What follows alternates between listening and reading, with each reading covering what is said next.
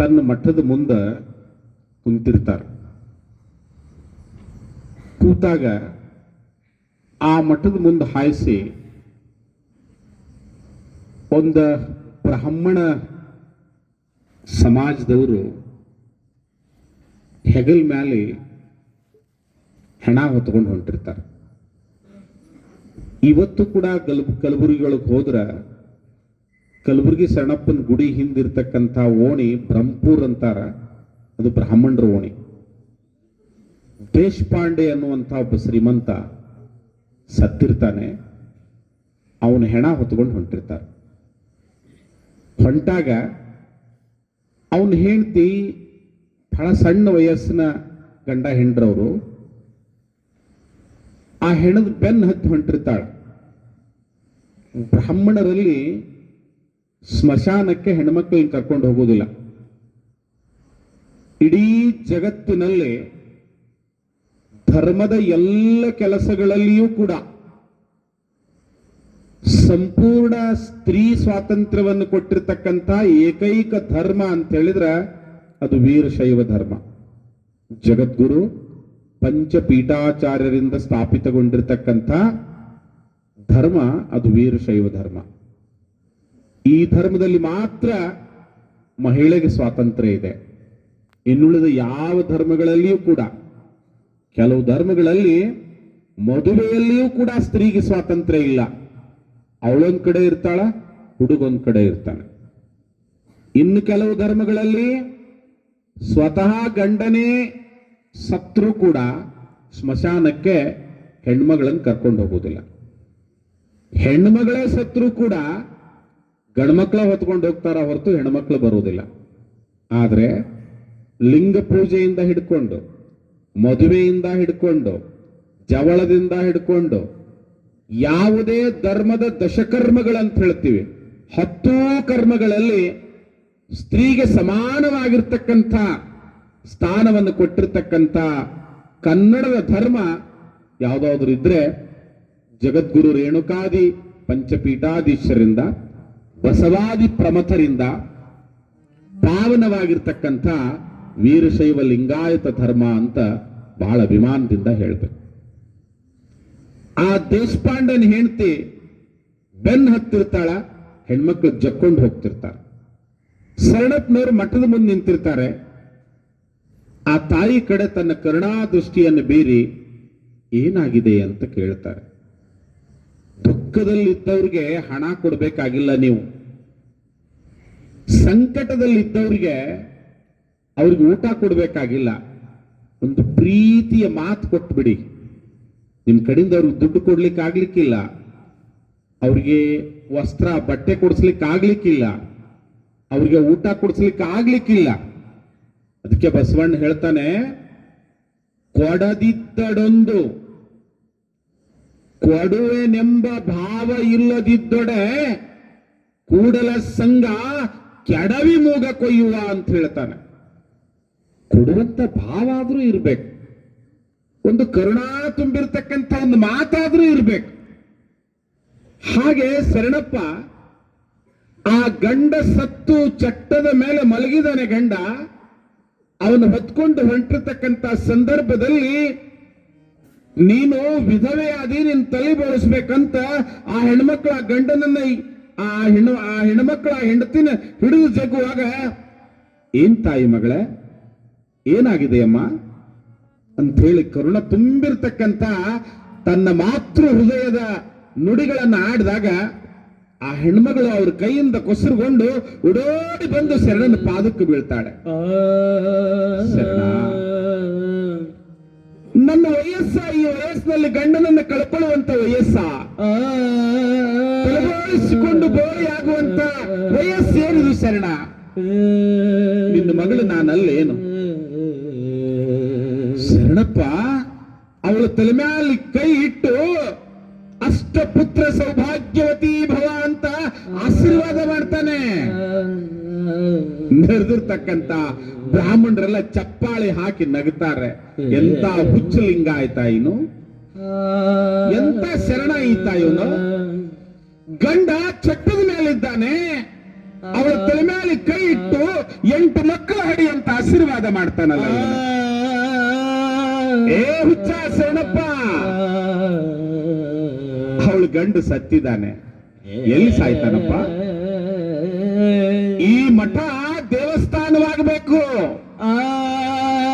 ಇಲ್ಲಿ ತೇರು ಎಳಿಬೇಕು. ಆನುವಂಶಿಕವಾಗಿ ಈ ದೇಶಪಾಂಡೆ ಮಂತಂದವರು ಬಂದು ಇಲ್ಲಿ ಈ ಚರಜಂಗಮನ ಪಾದಕ್ಕೆ ಆರತಿ ಮಾಡಬೇಕು. ಇಳಿಸ್ರಿ ಚಟ್ಟ ಕೆಳಗಂತಾನೆ. ಚಟ್ಟ ಕೆಳಗಿಳಿಸಿ ಸತ್ತಿರ್ತಕ್ಕಂತ ಹೆಣದ ತಲೆ ಮೇಲೆ ಕೈ ಇಟ್ಟು, ಯಾಕಪ್ಪ ಇನ್ನ ಬಾಳದ ನಿಂದು ಅಂದಾಗ ತನ್ನ ಚಟ್ಟವನ್ನು ತಾನೇ ಹರ್ಕೊಂಡು ಎದ್ದು ಕೂಡ್ತಾನೆ. ದೇಶಪಾಂಡೆ ಎದ್ದು ಕೂಡ್ತಾನೆ. ಶಿವಸಾಂಬದೇ ನಮ ಭಾರತೀಶ್ವರ ಹರ ಹರ ಮಹಾದೇವ. ಇದು ಶರಣ ಯಾರು ಅಂದ್ರ ಸ್ವತಃ ಶಿವನೇ. ಸ್ವತಃ ಶಿವನೇ ಈ ಧರ್ಮವನ್ನು ಬೆಳಗಿಸ್ಲಿಕ್ಕೆ ಧರೆಗೆ ಇಳಿದು ಬಂದಿದ್ದ ಕಲಬುರಗಿ ಶರಣಬಸಪ್ಪ. ಅಂಥ ಶರಣಬಸಪ್ಪನ ಮುಂದೆ ಇನ್ನೊಂದು ಅದ್ಭುತವಾಗಿರ್ತಕ್ಕಂಥ ಪವಾಡ್ ನಡೀತದೆ. ಕಲಬುರಗಿ ಒಳಗ ಒಬ್ರು ಇಸ್ಲಾಂ ಸಂತರು ಇರ್ತಾರೆ, ಬಂದೇ ನಮಾಜ್ ಅಂತ. ಇವತ್ತು ನೀವು ಕಲಬುರಗಿಗೆ ಹೋದ್ರೆ ಬಂದೇ ನಮಾಜ್ ದರ್ಗಾ ಇದೆ. ಆ ಬಂದೇ ನಮಾಜರು ಸೂಫಿ ಸಂತರು. ಬಹುಶಃ ನೀವು 8, 9, 10ನೇ 3 ತರಗತಿಯ ಇತಿಹಾಸದೊಳಗ ಸೂಫಿ ಸಂತರ ಬಗ್ಗೆ ಓದ್ತೀರಿ ನೀವು. ಅವರು ಇತ್ತ ಮುಸ್ಲಿಂ ಧರ್ಮವನ್ನು ಪಾಲಿಸೋದಿಲ್ಲ, ಹಿಂದೂ ಧರ್ಮದ ಕೆಲವು ಆಚರಣೆಗಳನ್ನ ಬಳಸ್ಕೊಂತಾರೆ. ಅವರಿಗೆ ಸೂಫಿಗಳು ಅಂತ ಹೇಳ್ತಾರೆ. ಅಂತ ಸೂಫಿ ಸಂತ ಬಂದೇ ನಮಾಜ ಶರಣಬಸಪ್ಪನ ಭೇಟಿ ಆಗ್ಲಕ್ಕ ಹುಲಿ ಏರ್ ಬರ್ತಾನೆ. ಸಿದ್ಧಿ ಪುರುಷ ಆತ. ಹುಲಿ ಏರ್ ಬಂದಾಗ ಶರಣಬಸಪ್ಪನವ್ರು ಕಟ್ಟಿ ಮೇಲೆ ಕುಂತಿರ್ತಾರ. ಅವಾಗ ಶರಣಬಸಪ್ಪ ಹೇಳ್ತಾರೆ, ಬಂದೇ ನಮಾಜ ನನ್ನ ಭೇಟಿ ಆಗ್ಲಕ್ಕ ಹುಲಿ ಮೇಲೆ ಬರಾಕತ್ತಾನ, ಕಟ್ಟೆವ ನಡಿ ಹೋಗೋಣ ಅಂತ ಕಟ್ಟಿಗೆ ಹಿಂಗ್ ಬಡಿತಾರೆ. ಸ್ವತಃ ದೇವಸ್ಥಾನದ ಕಟ್ಟಿನೇ ಶರಣಬಸಪ್ಪನ ಹೊತ್ಕೊಂಡು ಅವನ್ ಭೇಟಿ ಆಗ್ಲಿಕ್ಕೆ ಹೋಗ್ತದೆ. ಬಂದೇ ನಮಾಜ್ ಹುಲಿಯಿಂದ ಇಳಿದಂತಾನೆ.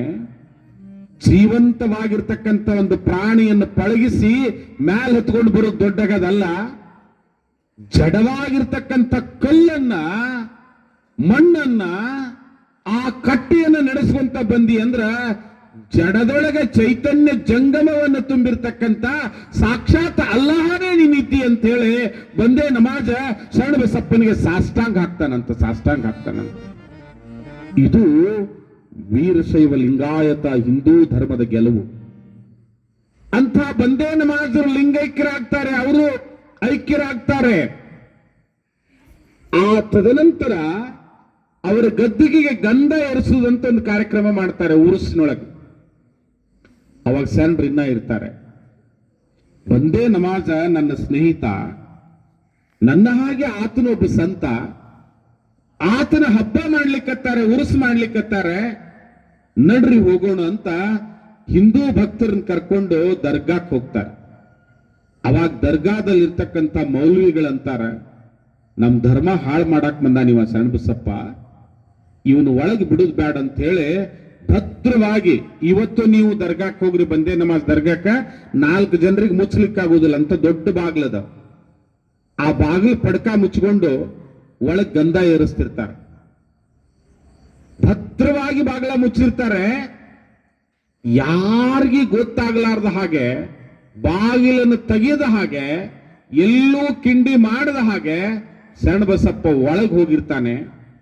ಹೇಳ್ತಾನೆ, ಎಲ್ಲಾ ಕಡೆ ಗಂಧ ಹಚ್ಚಿರಿ, ಇಲ್ಲೊಂದ್ ಕಡೆ ಪಳ್ಳು ಬಿಟ್ಟಿರಿ, ಹಿಂಗ್ ಬಿಡಬಾರ್ದು, ನಿಮ್ ಧರ್ಮದೊಳಗೆ ಹಂಗಿಲ್ಲ.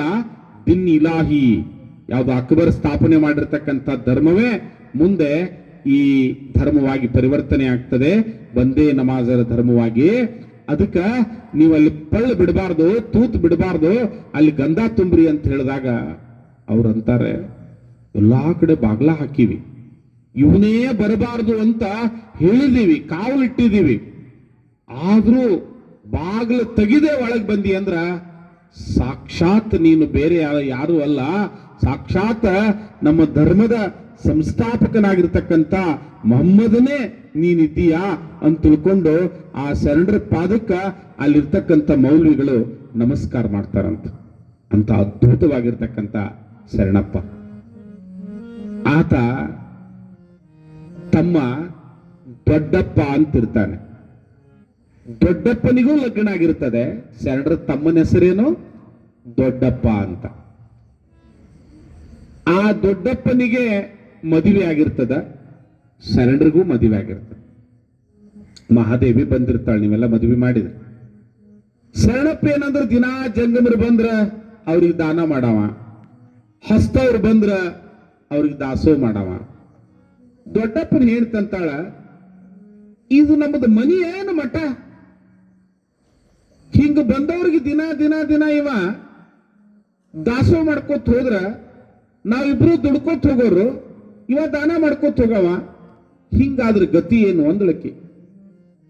ದೊಡ್ಡಪ್ಪ ಅಂದ, ಆತ ಮಹಾ ಘನಮಹಿಮ ಅದಾನೆ, ಏನಂದದ್ದು ಸಾಧಿಸ್ತಾನೆ, ಅದಕ್ಕ ಅವನ ಮನಸ್ಸು ನೋಯಿಸೋದು ಬೇಡ, ಸುಮ್ಮ ದುಡ್ಕೋತ ಹೋಗೋಣ, ನಮಗೇನ್ ಕಡಿಮೆ ಆಗ್ಯದ ಅಂತಾನ. ಆದ್ರೆ ಹೆಣ್ಮಗ್ಳು ಕೇಳಂಗಿಲ್ಲ. ಇಲ್ಲ, ನಮ್ಮ ಸಂಸಾರ ನಾವು ಬ್ಯಾರೆ ಆಗ್ಬಿಡೋಣ, ಕಿರಿಕಿರಿ ಬೇಡ ಅಂತಾಳೆ. ಇಲ್ಲ, ನಮ್ಮ ಅಣ್ಣನ ಎದುರು ನಿಂತು ಮಾತಾಡೋ ತಾಕತ್ ನನಗಿಲ್ಲ, ಹಂಗಂದ್ರೆ ಬಿಡು ನಾ ಮಾತಾಡ್ತೀನಿ ಅಂತಾಳ. ಊರಾಗ ದೊಡ್ಡ ಮನೆತನ, ಸಾಲೋಕ್ಯ ಮನೆತನ. ಈ ಮನೆತನದೊಳಗ ಹೆಣ್ಮಕ್ಳ ಕಾರ್ಬಾರ್ ಇಲ್ಲ. ಏನಿದ್ರು ಶರಣರೇ ಮಾತಾಡ್ಬೇಕು. ನೀನ್ ಹೆಣ್ಣಾಗಿ ಮುಂದೆ ಬಂದ್ರೆ ನಮ್ಮ ಮನೆಯ ಮರ್ಯಾದೆ ಹೋಗ್ತದೆ ಅಂತ ಹೇಳಿ ದೊಡ್ಡಪ್ಪ ಬಂದು ಅವ್ರ ಅಣ್ಣನ ಎದುರಿಗೆ ನಿಂತು, ಅಣ್ಣ ಅಣ್ಣ ಅಂತಾನೆ. ಏನ್ ಹೇಳಪ್ಪ, ನನ್ನ ಮಗ ಇದ್ದಂಗ ನೀನ್ ಏನ್ ಹೇಳು. ಅಣ್ಣನ ಕಾಲು ಒತ್ತಿ ಹಿಡ್ಕೊಂಡಂತಾನೆ, ಅಣ್ಣ ನಿನ್ ಸೊಸೆ ನನ್ನ ಹೆಂಡತಿ ಬ್ಯಾರೆ ಆಗ್ತೀನಿ ಅಂತಾಳೆ. ಅದೇನಪ್ಪ, ಸಹಜದ. ಅಣ್ತಮ್ಮರು ಬೆಳೀತಾ ಬೆಳೀತಾ ಅವ್ರವ್ರ ಸಂಸಾರ ದೊಡ್ಡದಾಕೈತಪ್ಪ. ನಿನಗೆ ನಿನ್ನ ಹೆಂಡತಿಗೆ ಏನ್ ಬೇಕದ್ನೆಲ್ಲ ತಗೊಂಡು ನೀವು ಬೇರೆ ಆಗ್ರಿ. ನೀವು ಏನ್ ಬಿಡ್ತೀರಲ್ಲ ಅದನ್ನ ನಾ ತಗೊಂತೇನೆ. ನೋಡ್ರಿ ಎಂಥ ದೊಡ್ಡ ಗುಣ. ನೀವೆಲ್ಲ ಇಲ್ಲಿ ಸಾಲಿ ಕಲಿಯಾಕ್ ಬಂದಿರಿ, ಇನ್ನ ಮಳೆ ಆಗ್ತದ, ಗಳೆ ಸಾಗಾಕಾವು. ಮಳೆ ಆಗಿ ಕೆಲವು ವಿದ್ಯಾರ್ಥಿಗಳಿಗೆ ಖುಷಿ ಆಕೈತಿ, ಕೆಲವು ವಿದ್ಯಾರ್ಥಿಗಳಂತಾರ ನಮ್ಮ ಕಾಕ ದೊಡ್ಡಪ್ಪ ನಮ್ಮ ಅಪ್ಪ ಊರಾಗ ಒಂದು ಮಲು ಹೊಲಕ್ಕೆ ಹೊಡೆದಾಡ್ತಾರ. ಮಳೆ ಆತಲ್ಲ ಇನ್ನ, ಇಲ್ಲ ನಮ್ಮ ಹೊಲ ಅವ ಏರ್ಸರ ಬಿತ್ತಿರ್ತಾನ, ನಾವರ ಏರ್ಸ್ ಬಿತ್ತಿರ್ತೀವಿ. ಆದ್ರೆ ಶರಣಪ್ಪ ಹೇಳ್ದ, ಏನದು ಈ ಸಂಸಾರದೊಳಗ, ಒಡ ಹುಟ್ಟಿದ ತಮ್ಮ ನೀನು, ನಿನಗೆ ಏನ್ ಬೇಕು ಅದನ್ನ ತಗೊಂಡು ಹೋಗು ಅಂತ ಹೇಳ್ತಾನೆ. ಅವಾಗ ದೊಡ್ಡಪ್ಪನ ಹೆಂಡತಿ ಬಹಳ ಶಾಣಕ್ಕಿರ್ತಾಳ. ಚಲೋ ಹೊಲ ತಾ ತಗೋತಾಳ, ಒಳ್ಳೆ ಮನಿ ತಾ ತಗೋತಾಳ, ಎಲ್ಲ ಬಂಗಾರ ಬೆಳ್ಳಿ ಎಲ್ಲ ತಾ ತಗೊಂಡು ಒಂದು ಬಿದ್ದ ಮನಿ, ಕರ್ಕಿ ಹೊಲ ಇವ್ರ ಪಾಲಿಗೆ ಬಿಡ್ತಾಳ. ಮತ್ ಮ್ಯಾಗ ಏನ್ ಬಿಡ್ತಾಳಂದ್ರ ವಯಸ್ಸಾಗಿರ್ತಕ್ಕಂಥ ತಂದೆ ತಾಯಿನೂ ಕೂಡ ಶರಣರ ಪಾಲಿಗೆ ಬಿಡ್ತಾಳ. ಎಷ್ಟು ಕ್ಷಣಕ್ಕದಳಲ್ಲಕಿ. ಬ್ಯಾರೆ ಆಗೋದು ಅಂದ್ರೆ ಹೆಂಗಂದ್ರೆ, ಸುಮ್ಮನೆ ಬರೀ ಪವಾಡಗಳು ಕೇಳಿದ್ರೆ ನಿಮ್ಗೆ ಬ್ಯಾಸರಕ್ಕವಂತ ಒಂದು ಸಣ್ಣದ ಒಂದು ಮಾತು. ಒಂದ್ ಊರಾಗ ಇಬ್ರು ಅಣ್ಣ ತಮ್ಮ ಇರ್ತಾರ. ಬಹಳ ಸಣ್ಣವ್ರಿದ್ದಾಗ ಅವ್ರವ್ ಸತ್ತು ಬಿಡ್ತಾಳ. ಅವರಪ್ಪ ತಂಗಿ, ಅವರಪ್ಪ ಅವನ್ನ ನೆನೆಸಲಾರ್ದಂಗ ಮಕ್ಕಳು ಬೆಳೆಸ್ತಾನ. ಅವ್ರಿಗೆ ಆಸ್ತಿ ಅಂದ್ರ ಒಂದ್ ಅಂಕಣದ ಮನಿ, ಒಂದ್ ಎಮ್ಮಿ, ಇನ್ನೊಬ್ರು ಹೊಲಕ್ಕೆ ಕೂಲಿಗೆ ಹೋಗ್ಬೇಕು, ಬದುಕ್ಬೇಕು. ಆತನಿಗೆ ವಯಸ್ಸಾಕದ, ಊರನ್ ಮಂದಿ ಎಲ್ಲ ಕರೆದು ಹೇಳ್ತಾನೆ, ನಮ್ದು ಆಸ್ತಿ